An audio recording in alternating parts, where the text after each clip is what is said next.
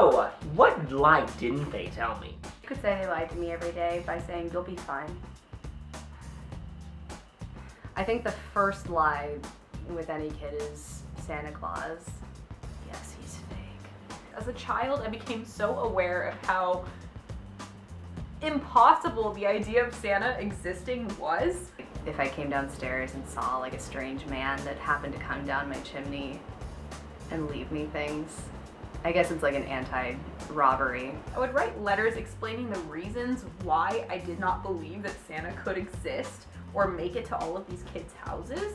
I wasn't on board. I wasn't on board, and I wanted some answers. My sister knew about Santa before I did. I thought it was really important that I did not let it spill. That was not on me. So I would read Nancy Drew all night and make sure she stayed in bed. Of course they did the whole Santa Claus thing, but they didn't put a lot of effort into it. Like, my parents were just keeping it real, you know? They were too tired to keep track of me. I was the second child. Because she was the adventurous one. She was like, I'm gonna see if Santa's come yet. And I was like, guess what, he hasn't. Sit down, go to bed. The first one, you're like so excited, but the second one, you're like, let him play with knives. It's fine. Let him shoot heroin. He'll end up okay.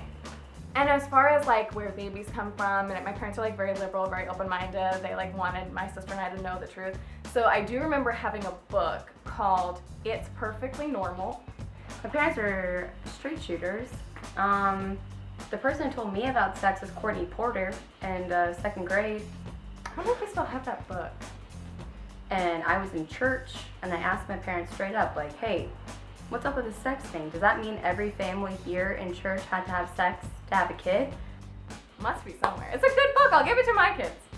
And my parents looked me straight in the eyeballs and said, yes. I was a big kid, and they told me that one day I'd find a nice woman that really appreciated me for my size. God, they lied about everything. Look at me now. They didn't set me up for life at all. It's amazing that I'm here right now. Now,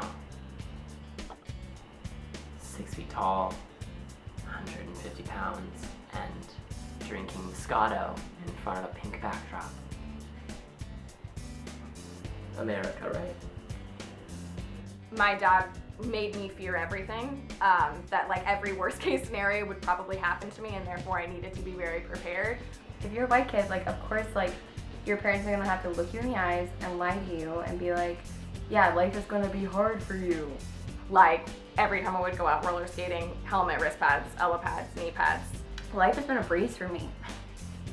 No exaggeration, I was like the Michelin man every time I left my house. I can marry any old guy I want.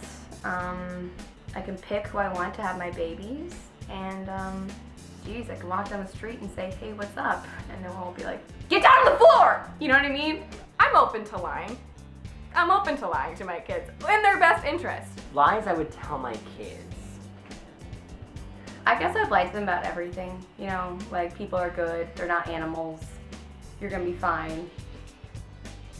Because, you know, the world is tough, and you should only be so honest as necessary. Sadness is not real. I'm gonna be like, listen, kid, it's gonna be tough. You're never gonna be as pretty as me. I mean, we all lie to ourselves.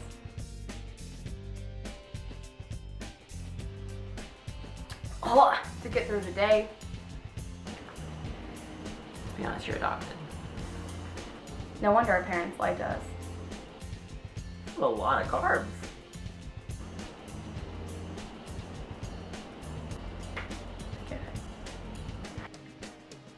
It's a lot of carbs. It's a lot of carbs. Being a white girl is hard. I tried to get a scholarship for being Irish, and they said, did you even eat a potato? Which I guess is a compliment.